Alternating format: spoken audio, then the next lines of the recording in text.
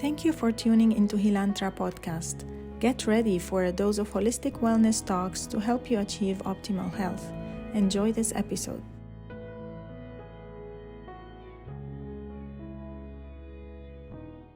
Welcome to this insightful episode of Hilantra, your go-to destination for holistic wellness. Today, we have a truly inspiring guest who is on a profound journey towards optimal health and happiness. Her journey has been diverse and transformative, having suffered from chronic pain, chronic inflammation, and stress while navigating high-stress careers. She decided to take charge of her life and her health. And she did that through exploring beautiful experiences and ultimately evolving into a life coach, meditation instructor, and critical alignment yoga, which I am super excited personally to learn more about. Becoming a mother of two beautiful girls, her personal experiences, and her commitment to well-being and happiness motivated her to create the foundation of her work and her life. Today, she shares with us her testimonial on literally moving towards optimal health. Let's welcome Zita Van Wees. It's an honor to have you with me today. Oh, wow. Thank you so much for this beautiful introduction, Rasha. I'm super happy to be here with you. Thank you so much. So, in your own words, I'm so excited to start, but in your own words, tell us about your journey, how you started, what led you to come here. Give us all the juicy stuff. Yeah, sure. I think my life until now has been really on a healing journey, really, like you said. It's been very diverse, the different things I did to heal. At quite a young age, beginning of the teens, I was already diagnosed with a skin condition that at that time I didn't know that it was a chronic inflammation of the body. But they treated it. It luckily stopped growing, and so life continued. And I was too young to really understand what it was about. I just knew that my parents were a little bit nervous about it, but they kept that really, really low. So I felt confident and I felt secure. And I believe I was also a person who was very sensitive for what was happening around me. I was always, scanning the environment. That's something obviously that you see when you get older, that was the tendency, but it led me to be quite a shy and introverted girl. And my passion was dancing. And I still believe that dancing is a way to really deeply connect to the bodies. I did ballet, I did modern dance, I tried basically all styles of dance. And eventually, because I really had no clue what I wanted with my life, because I was always scanning the outside instead of turning inward, I decided to study dance. But the Dancing Academy is even though it's a beautiful art dance, it is also very technical and it's very hard. So it's a lot of training, and you're standing in front of the mirror every day, seeing yourself, not being happy with what you see for most of the time, trying to improve the outside of who you are, and that eventually led to a sense of unhappiness, maybe a slight depression. It was never very severe. Trying to change the body to just not eat enough. And train incredible hours. Eventually, I understood this is not my path. This is not what makes me happy. So I think that was the biggest glimpse for me at that point. That I was like, I don't want to live this way. I actually would like to have a life where I feel happy and relaxed, and I don't feel like that right now. So I stepped out of the dance world, and I started to study marketing, because that was basically always around me. People around me were studying marketing. And so that's what I did. And I started to dance on the side the way I wanted. So dance was always a big part of me. And I started to feel more and more free, at least in moving my body, without like my focus on that technique. The marketing study eventually led me to the advertisement world, and that's, I don't know why I was attracting those very harsh competitive worlds, but that is a world that is really competitive. So there was a high stress. There were crazy working hours with a lot of time pressure. And I remember at some point that I thought, I'm not feeling well. And the client was just asking crazy things within no time. And so I remember talking to my boss, and he said, you know what it is? These people are sharks. So you need to be a shark as well. And I remember thinking, I don't want to be a shark. Like, there's nothing in me that associates with a shark. So I realized at that point, like, oh, wow, I again chose for a career that demands being somebody that I don't want to be. They're pulling me into a direction that doesn't feel aligned as at all. And that was the moment where I also started to have symptoms of chronic inflammation in my body. It was just, I truly believe I kept myself in a high state of stress for way too long. And so my biggest aha moment was when I decided to stop working, take the time for myself to figure out what I wanted. And Oprah Winfrey has a podcast as well, and she always starts it saying the biggest gift we can give ourselves is time.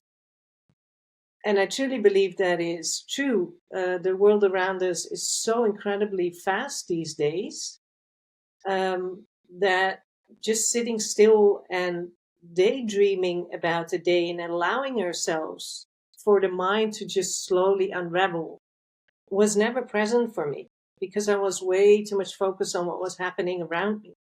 So I found myself sipping a cup of coffee on the streets of Amsterdam on a Tuesday afternoon, feeling extremely guilty that I was able to sit here and the rest of the world was working. And what was I doing? I was a failure. All these thoughts were coming up like, oh, look at you. Now you're not even working. So where are you going to go? And I truly believe now, looking back, that that is so necessary to go through that, because it required me to tell myself that I deserve this. I deserve time, and I deserve a moment to stand still and connect to myself. And that sounds very easy, but maybe it's one of the most difficult things. At least for me, it was a very difficult change, to accept that that was okay, that I gifted myself time, literally as a present, and to be able also to physically relax into it. And that was a moment where, because I had a lot of lower back pain from all the dancing and the stress, where a friend of mine recommended critical alignment yoga. So that is a yoga style. I'll give a very brief introduction. That was developed in the Netherlands by a founder named Gert van Leeuwen. If you would see him on the streets, he's like a tall basketball size person, and you would never think he developed a yoga style. He lived in India for a long time, and then he started to look to the students in his class and realized that a lot of people in the yoga class would come with a certain stress level. He would see them develop during the yoga class, releasing that stress level. But then the moment they would get up, they would move into their old self and walk out again. So he said, like, even the posture, he would see a development in the posture, but then the old systems in the body, the old muscle tension would turn back on and they would walk out. And he was like, I want to create change. And so he developed a style that is really focused on the spine. So it's about spinal mobility, with the idea that if the spine starts to regain its mobility, excuse me, that which is a big part of the body, right? It's literally connecting your head, the base of the skull, all the way towards your pelvis and the sacrum, and it has a big effect on how you can move your arms and shoulders, how you can move your pelvis, legs, and how you're standing and sitting.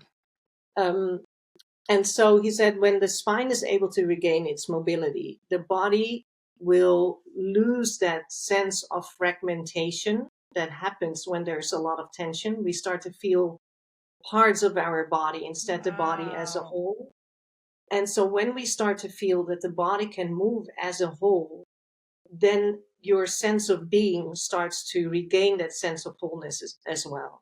Yeah, it's really, really beautiful. The way we work is also, or the technique is developed, is also that we constantly search for movement out of relaxation instead of movement out of willpower.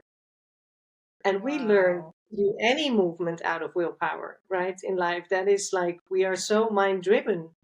And so it's really interesting, and it's often also a journey to learn that you can let go, and that letting go into gravity is not losing yourself, right?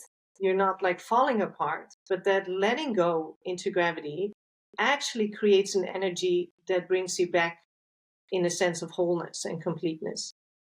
Wow. So, Let's take a second here, please. This is yeah, huge. Wow. yeah, yeah, Wow. yeah. It's a really Amazing. beautiful sound. And Wow. what happens is also because we lay down on props, we use props and we lay down on them. We mobilize the spine by laying down on a black strap, for instance. You when you lay down on a strap, for instance, with your spine, you feel that pressure. So you get like a very physical somatic feedback, and you can feel when you are able to soften into that pressure. Basically, like a masseur would ask you to exhale into the pressure of the fingers and to soften into it. You're doing the same, but the very important thing is that you're doing it yourself. So you really rely on your own understanding and your own feeling in the body that you can exhale into gravity and that you can let go, rather than relying on somebody doing that for you. So I think that was for me a very important part, that I regained that trust in myself, that I myself know how to find relaxation again. If muscles start to tense up, then I can just lay down on the props and I can feel myself relaxing into it. And I don't need to make an appointment with all these different people, which is wonderful, right? I still love massages, I still love physical therapies, but regaining that trust in yourself and connecting so deeply, understanding that you can create a change from the inside, was just very important for me to feel the tension letting go, quite literally in the body. It's Wow. palpable, right? Um, So at this yeah. point, you met this person because you were suffering from chronic pain, and Yeah. you started taking classes to just help yourself. So you just went in as a student and you were just practicing these. How often were you doing them? Yeah. So it's actually quite funny because my best friend introduced me to this yoga style, and I remember that we laid down on a felt mat that was rolled up in the lower back, and that was where my muscles were very tight. People who were touched my back were like, "Oh, your back is like a man; it's so muscular," but it was all tension, right? Wow. And so I lay down on this roll, and I have to be completely honest. Of the 1.5 hours of the classes are 1.5 hours. I think 80% of it, I was thinking about how long is this going to take, and I'm never going to come back. This hurts so much. This is cruel. Who invented this like torture machine called a felt roll? And Oh. so it was quite confronting. It was quite painful because it doesn't allow you to move around the areas in your body that are tensed. It's asking you to move into it, right? It's asking you to look at where the tension is and feel it and try to relax it. And then I walked out of the class and I felt for the first time that almost all the pain was gone. So In one session. within that, yeah, it happened very quickly for me, maybe because I had the dance background and I was already connected to the body. For some, it takes a little longer. For some, it goes pretty fast, the effect. Um, but the interesting part was that I went kind of through a hell in the class, feeling all this pain, having that confrontation with myself, and feeling the restlessness like, I want to continue, I want to do something, but we're just laying here. And we do something too in the classes, but it took quite a while. Like you lay down on the wall for maybe 20 minutes. And I wasn't used to that. So mentally, there's a lot going on in reacting to what you feel. And that is also a very important part because if we don't learn how to calm down the brain in these exercises and let go of all the thinking, then the body will not feel safe enough to let go. So there is a very psychological part in this method as well, that we are always looking for safety, a feeling of safety. We're looking for a feeling of lightness, of spaciousness, of rest, of calmness, stillness. Those are the words that we use a lot because they're universal. Everybody understands those words. And if you say just relax, then relax means something different to one person than to the other, right? Exactly. So if people are very tense and you tell them, oh, just relax, and they're going to be like, I don't know what to do. What do you mean relax? And actually, I felt relaxed sometimes, and I realized later on in life that I was still constantly on. My nervous system was still active, even though I felt relaxed. So I don't remember it like this, but my friend knows that I didn't come back for a month. So I was probably a bit in shock of what happened. And then she even told my teacher, like, I don't understand why she's not coming back. She had such a huge shift and she's not coming back. And he said, just wait. When she feels the pain again, she will come back. And that was actually true. Like it comes back because you're training. I don't want to say muscle because you're not training a muscle, but you're building up that internal state, and it starts to linger for a longer period of time. So you're able to relax the muscles. And I I did it for a year, and then I already started to teacher training simply because I was so curious about how it was possible that me as a dancer, thinking I am strong, thinking I am flexible, would carry so much tension in myself that I wasn't able to let go of that because it was so unconscious. The reason was so unconscious. So that's why I Wow. started. And at that time, it was a 4-year course. Program. So we were doing just like 5, 6 classes a week. But that was purely out of that interest and curiosity to understand more how the body and the mind were working. Yeah. So there's actually two things that came to mind while you were telling me your story, or this part of your story. The first one was that in the beginning, let's say pre-yoga, the way that you described your journey was, I was always looking outside and I never really focused in. I was looking outside and never really focused in. And that kind of adding that to your already existing conditioning created all those symptoms of inflammation, stress, and physical manifestation of chronic pain throughout those years. Mm-hmm. Just keeping your attention on the outside, your body was suffering, right? Like I had this visual while you were telling me, and it was like, wow, in my heart, I felt it. And this was probably, maybe I'm just paraphrasing, but this was probably the first time you actually sit down and say, I'm here, I'm paying attention to me, to what's going on Yeah. inside. And when you started doing that, and I like the way that you actually also brought in this whole vision of how when we connect with the laws of nature, gravity, right? That it's Yeah. not just about us or our internal state, but the way that we can beautifully merge the outside and the inside, because in the end of the day, we are all connected. Yeah. And then when we acknowledge this beautiful union of nature and the human and the self, it's not that different. It actually adds, right, to the healing. It adds to that process. So I love that visual. I love that journey, the way that, I'm so stressed because I'm not really paying attention to me, but when I started, the body reacts immediately.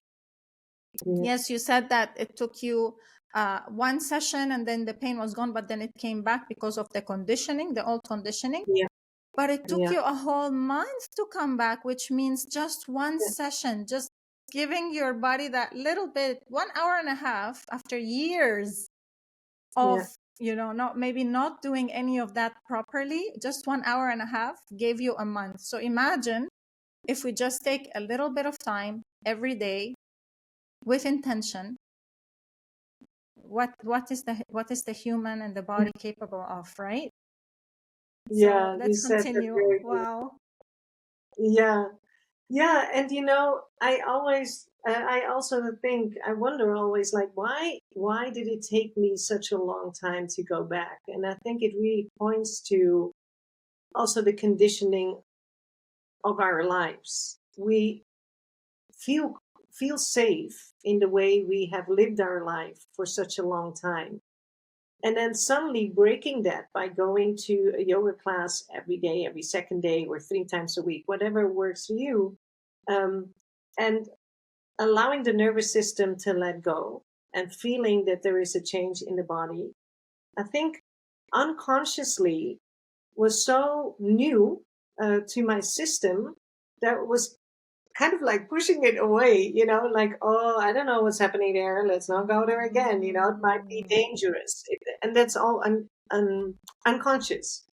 And Yes. it was only when I really tapped into like that idea of like, wow, I think I might have something here where I can activate myself from the inside and find relaxation, because I had done many therapies already and nothing really worked. And then suddenly there is a system that works. So I felt like a big curiosity to really unravel how exactly the body was working and why I was suddenly able to let go of that tension. And there is a beautiful, I think that shows it beautiful. It's we make a difference between two muscle types in the body. There is the movement muscles. They're more in the service of the body. When you activate them, then you feel the activation because the muscles are bigger, but they tire out very quickly and they start to have that sense of burning. When you do sit-ups and your Of abs. course. But there's a different type of muscles that is really close to your skeleton, and we call those um, the movement muscles and the postural muscles. And the postural muscles are tiny muscles. They literally along the spine move from one spine to the next, or one spine to the side of the rib, or one spine two down. But they're much smaller, so they're not able to give that much strength to the body, but they keep your spine free in its movement when they are activated, and they keep your spine stable. And so what happens when we feel a lot of stress, mentally, emotionally, the body reacts to that because the nervous system is activated and we need to kind of like react to something. And naturally, those superficial muscles, the movement muscle, starts to become active. But, the psychology of this is that, we don't perceive a lion anymore that is chasing us these days, but we perceive a lot of other things that are constantly activating our nervous system to be on. And that constant activation creates a constant state of activation in a subtle way of those big muscles. So the muscles lose their capability to completely relax or to completely turn on again. They're somewhat in between, and they're holding on to that sense of like, I need to be on, I cannot completely let go. It changes your posture. Literally, the head moves forward, your back starts to round. And when that happens, the deep postural muscles cannot do anything anymore because they're controlled by the superficial movement muscles. So what we're doing in the critical alignment classes is we're laying down, we're trying to relax all these superficial muscles, and then we start to move the spine to create back mobility. And then we have some very specific exercises to activate those deep postural muscles. So the system starts to rely again more on these deep postural muscles, and the movement muscles are able to stay relaxed for a longer period of time. So that is the change you're creating, is that you become a little more mobile, but you also start to feel more stable. When you feel more stable physically, you start to feel more stable emotionally as well. That's just a consequence of it. Your heart region starts to open. You can breathe in your belly again. You can feel that calmness because you can sink down. You're not constantly here. You can sink down in the belly and feel that you can breathe there, and you can connect to yourself. That's all like in this hara center, the Japanese word for like the center in your abdomen. And so I feel always that is a beautiful analogy of what is happening in life. You know, there's so much out there that, you know, I felt at some point I was laying down on the strip and I was like, why am I carrying this shield? I'm like a turtle. My back is just so hard and it's just so difficult to let go of that. And then I was like, thinking like, yeah, why am I carrying a shield? Because, and then backstabbing came into my mind. Like, I am shielding myself from backstabbing. And that sensation of backstabbing, something happening to you that is completely unexpected and that you would just like didn't see coming, that happened a couple of times in my life. You know, we all go through our experiences. So physically, what I started to do is harness myself in my back to be able to, you know, not be hurt by that anymore. And so that was the physical realization of some experiences from the past, and the way my mind was still reacting to that. So I really think it's so interesting to see that the body really reacts to what is going on in the mind.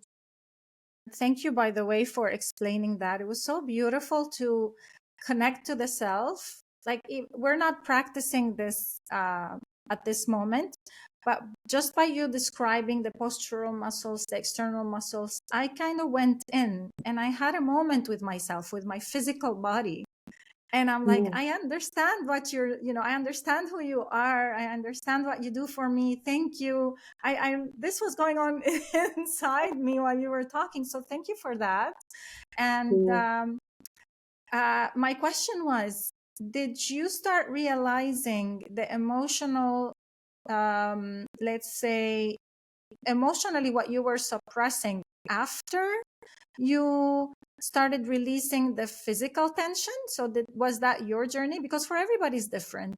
But did you start seeing all these things and remembering all these things or asking the right questions after you started healing your body physically?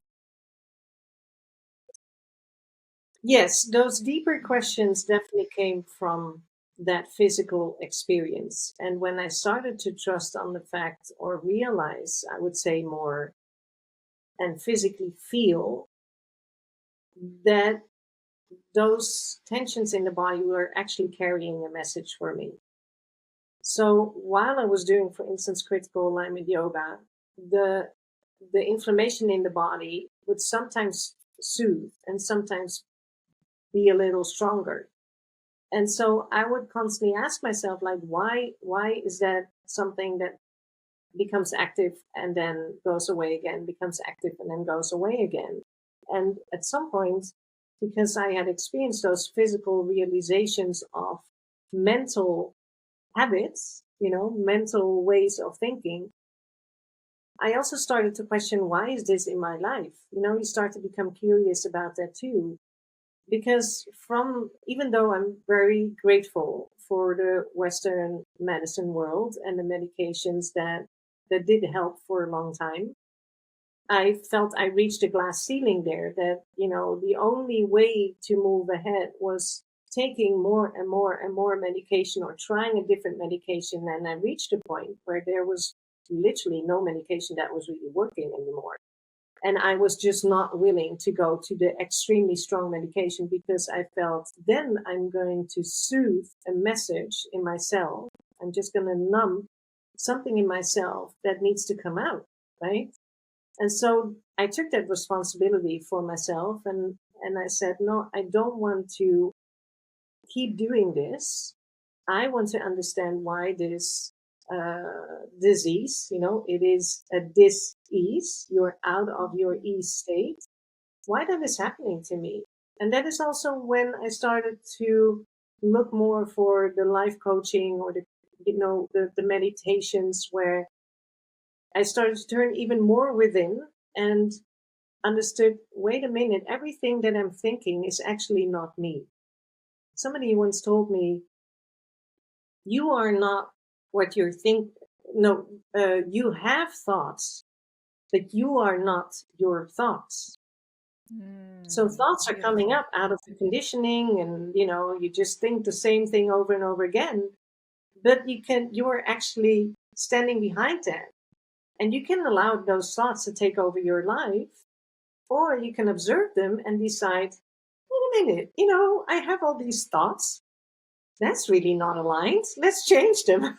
you know, Yes, for me, absolutely. sometimes the concept seems so simple, but for me, that was mind blowing. When that concept landed physically, I was like, oh, wow, there is like a whole opening of possibilities for me, because I don't need to believe my thoughts anymore. I don't need to be connected to all these thoughts that I had in my life. That is So, so true. that was a big change for me as well. And that started from that physical experience and understanding at some point, these are just signs that the body is giving. So, yeah, you were asking about, did it originate physically? Yes, it did. Yes. Yes, that's so beautiful.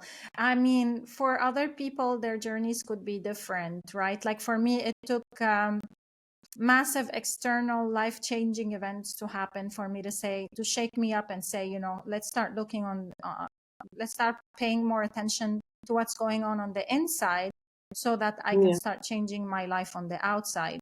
And for everybody, it's different, but the key is awareness. That's the key. No matter what happens to you, no matter where your journey has been taking you so far, the first step has to be a decision to become aware of what's going on inside. Now, yeah, there are so many people out there. This podcast, for example, can be an inspiration, a motivation, or let's say, imaginatively, somebody knocking on your door, anyone listening or watching, and telling you, if you haven't looked on the inside, please do yourself a favor, do your health a favor, and do your family a favor, and do that. And do that. If yeah, you have never really tried it, please do that for your sake. And don't wait for something to shake you up. Don't wait for the disease. Don't wait for the inflammation. Don't wait for the chronic pain. And don't wait for external harsh life events to shake you to your core, to keep telling you to look on the inside. So if there's anything that people can take from this, is please start listening. yeah, And I would love to know more about how your journey took you to meditation and life coaching, because this is something that we also have in common. yeah, And please share with me and with us yeah. how that unfolded. Yes, sure. So, in this whole yoga journey I've been in that for 15 to 20 years. I've been teaching 15 years now. Um, I was doing meditations. I tried several meditations, and I liked it, but I never wanted to teach it, because I felt that I wasn't understanding the depth of it. I hadn't studied it to the core. Um, what initiated me to dive deeper into meditation was, again, a physical initiation. It was a fact that I had the inflammation for 2 years, and I was just not able to get rid of it. I was used to it being active for a couple of months or for a year, but then I would always be able to quiet it down again. And I was doing my regular routines. I changed my diet. I tried to I even stopped working. I decided that I didn't want to work again. I decided I give myself time, really time, because my body is giving me sign after sign after sign that I'm still not in balance. And one thing that kept coming up in my mind was, it is your nervous system. Your nervous system is out of balance. So I started to realize and read more about the nervous system, and that it's actually possible to feel quite relaxed. But what I was saying before, that you just got used to being in a certain active state so much because you have been in that state for extended periods of time, that you believe that that is the normal relaxed state. And and that was kind of like a thought that came up in my mind constantly. So I was like, how would I be able, if I'm not able to do that through my yoga at this point, how would I be able to really become so still inside that my nervous system moves into balance again? Because Wow. the rest and restore is the parasympathetic nervous system side. The nervous system has the active side, the sympathetic nervous side, and the parasympathetic.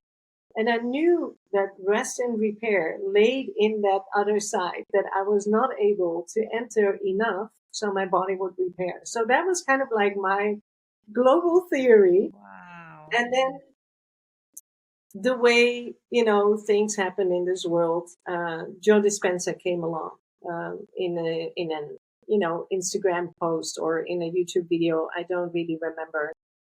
And I had seen his theories many, many times before. And I always found it interesting, but it just never hit me in the way that it did at that moment, where he was explaining that we are not the thoughts and that we can actually change our nervous system by changing our mind, and that would have an effect on the body. And I was just like immediately drawn into that. It's like, this is it. So I started to read his books and I started to do his meditations and really trust on that, in that innate power of the body to heal. And for me, it was constantly feeling like, can I feel that balance? Can I feel that I'm deeply relaxed, that my brain starts to be more coherent, that my heart starts to be more coherent, and that my nervous system will react to that and move for longer periods of time in that rest and repair state. And initially, nothing changed, but I felt so much more happy. So Wow. I was like, I just So really something did like it. change. Something Yeah, I did mean, change. You became happier. yeah, I became happier. I literally felt much better. My husband said, you really seem much more relaxed and just more at ease. And so I went from that feedback and just the internal feeling of feeling happier in my day. And that became so strong that I thought, I don't mind anymore if my body is truly healing, if this is really working or not physically to heal my body. I just love the fact that I feel so much better emotionally than I did before in my life. I'm going to Wow. continue this. So I kept doing that every day as much as possible. And there is a meditation form that goes through the energy centers. Until that point, I didn't believe in the in the energy centers, the chakras of the body. I never understood really what it was, even though I was doing yoga, but it was a very modern way of yoga. Uh, and so I started to feel these centers. I was like, oh wait, they have a physical effect. I can physically feel them. So there was a lot opening up for me as well, physically, in the amount of feeling the different centers. And then you start to realize, oh, certain centers, I don't have a feeling at all. Like I cannot connect to certain areas of my body. Why is that? The belly was one of them. Like it was just very vague. It was very hard for me to kind of like feel anything in that area. And then you start to realize that because that inflammation has been there for such a long time, and you just want to continue your life, you start to kind of like move away from it. You're like, I'm just going to pretend it's not there because I can live my life and not fully capable of being energetic, but I can live my life. So you disassociate from certain areas of the body again. So I realized I need to go there. I need to reconnect myself. I need to trust and give that energy so it can rebalance itself, so it can start to heal.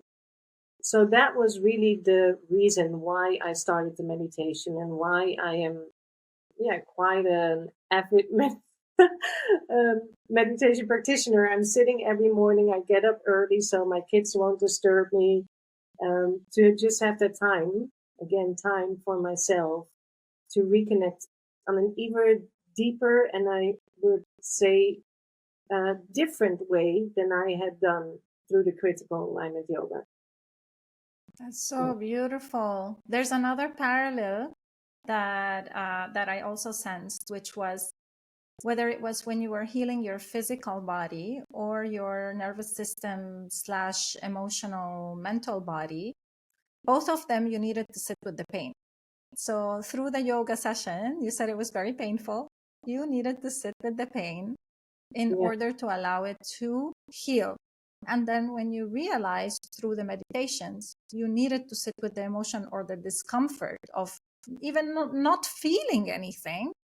And then eventually peeling all those outer layers until you got to the layer where you would feel. And if it felt like it was too much, it's okay, allow it. You know, there's something that I really, really try to work on and understand myself and then help others through it also in my practice, which is, why don't we change our understanding or this idea that if I'm not happy or well all the time, then there's something wrong? Or let's say making anger, sadness, and all these bad emotions the evil guy in the movie or in the story. Why don't we just treat everything as emotion and honor it as for what it is and just allow it, you know? And for some people it is like, you know, I'm just allowing anger now to flow through my body. It's painful. So for people who start to becoming more aware, first of all, and who start allowing the emotion to flow, it might feel like it's more painful or it's harder. But the idea is that because you're not suppressing it like you used to before, you're actually just feeling it. It's not harder. In the long term, it's actually much better and much easier for you, because the damage that you're doing in the long-term suppression is way worse than you just allowing the emotion to be, just allowing the emotion to flow. And then this whole idea of we want to be in control. So suppressing these emotions is literally us thinking we want to be in control and I'm not going to allow this and I'm going to bury it. And you're not going to win. You're not going to win when you're going against the laws of nature. You're not going to win. It's going to harm you in the end so much, right? That, you know, just allow nature to be, allow your body to be, allow your emotions to be. I love that. I love that parallel that you said, you know, I need to sit with the discomfort in order to heal, to go to the other side.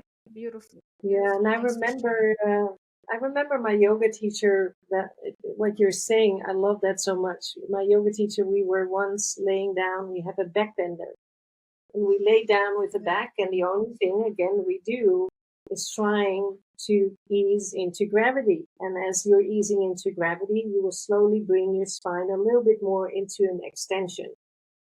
And we never do that in daily life. So for most of us, we start to feel the limitations of the spine, and the reactions of the muscles is often to, turn on, to activate. And so you hear people breathe a little bit deeper, to just breathe through the sensations that are coming up. And then he said something like, I'm paraphrasing, he said something like, it's not the backbender that is doing to you. You're doing this to yourself. You're resisting letting go. What you're feeling is not the body not being able to do it. What you're feeling is your resistance to letting go deeper. And for me, that was like, suddenly you realize, yes, it's scary. You haven't done that in a while. Your heart is opening. It feels very vulnerable. But it is the resisting of that opening. It's the same in meditation. You sit and all these thoughts keep flowing in because they don't want you to relax, because that's an unknown state. Let's not go into the unknown. Let's keep busy. Let's keep doing, instead of just being. And that makes it uncomfortable to also just sit with your thoughts. So I totally agree to what you were saying. And another thing that came up that I think is so true what you said, it's learning also to be with emotions that are less comfortable, that life is not about being happy all the time. I think that is the wrong chase as well. And Vishen Lakiani from the Mind Valley had a conversation with Michael Beckwith. I don't know if you remember that, but he had a conversation with him, and Michael Beckwith had just lost his, I believe it was his mom. And so Vision was naturally asking, like, oh, you must be very sad, right? Oh, I'm so sorry. You must be very sad. And his answer was being still and then saying, yes, there is sadness, but I also know that I am happiness and I am grounded. And again, I'm paraphrasing. And the sadness is there accompanying me for a while until it slowly starts to dissolve. And I love that. I was like, exactly. We don't need to identify with all the feelings that we're having. They're there for a little period, and sometimes it takes longer depending on what happens. Sometimes it's very short, 20 seconds. But if we don't create a story around it, if we don't try to push it away, if we don't try to control, then it will also at some point dissolve. And it's much more peaceful, but it's unknown. We don't know exactly how or when. So you need to let go. It's yeah, very interesting. Absolutely. They should teach this in schools. We should teach this to our kids. Yeah. Normalize feeling these emotions. Allow them to flow and then let go of control. I love the movie Inside Out. I'm sure you've seen it. Yeah. Yeah. I can't wait for part 2. But then this beautiful, for me, I think I mean, yes, kids see something and then adults see something else. But for me, it was like the moment, that moment in the movie when I realized that when joy wasn't allowing sadness to manifest in the being of the person, all these things that were part of her life were literally falling apart, because you're not allowing this basic emotion to manifest in the body. You're trying to suppress it, that it caused this effect of tumbling and breaking apart of the very foundation of these things that you are so trying to hold on to. And then, because you thought you were in control, because you didn't want the negative emotion to take place, you actually shot yourself in the foot. And then all these things started to fall apart. So that for me was like a big wow moment, right? Like there's so much to learn from this. And there's so much we can be talking about as well here. And I'm so grateful for all the gems, all the things that you shared with us today. I'm taking a few things as well. I can't wait to go through the recording of this and then have my beautiful aha moments and the memories of them. So grateful for you, so grateful for your time, grateful for your wisdom, and I look forward to connecting with you more and more. Yes, I'm looking forward to. And Rasha, thank you so much. You're just like a sunshine.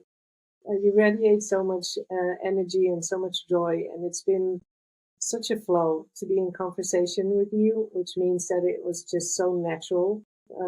So I'm really grateful for that as well. And I thank you very much for the time and for being able to share my story, because as you said in the beginning, I just hope that this brings some inspiration for people who have maybe same issues and feel they are stuck and they need to look outward. And it's really an invitation to look inward and to take the time to really feel what you need.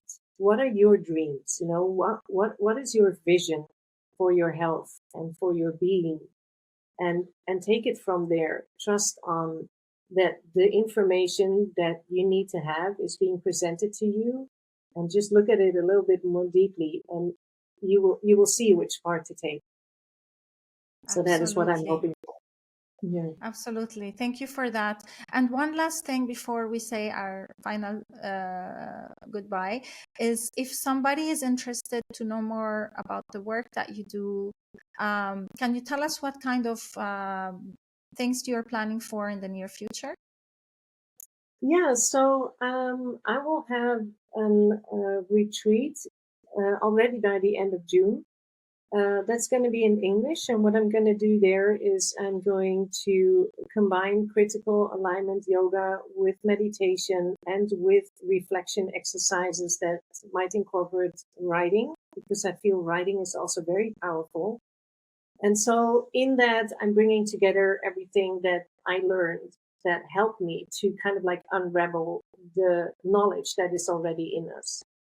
So that's going to be the end of June. It's going to be in the Netherlands, but it's going to be taught in English. And I'm planning to do more of these retreats. As for after the summer, the workshops that I'm teaching are all in Dutch in the Netherlands, but I'm teaching online class series because I lived in California, also in English. So if people are interested in that, they can have a look at my website. I believe it will be written down somewhere, right? Yes, it will. Or even contact me, and I can tell them where they might be able to find more information on critical alignment yoga if they want that. Because there are some places around the world where there are teachers who teach that as well. And then online, there's quite a lot to find. So I'm happy to guide to the right directions, and people can reach out to me. Beautiful, beautiful. Thank you so much. And we'll share all of these details for anyone interested. Thank you Perfect. so much. Thank you. Yes, thank you, Rasha. Thank you for tuning in to this episode. We hope you found it insightful and you enjoyed it as much as we did creating it. Don't forget to like and subscribe for more content like this. Let's continue creating this amazing community of holistic wellness seekers and practitioners together. See you in the next one.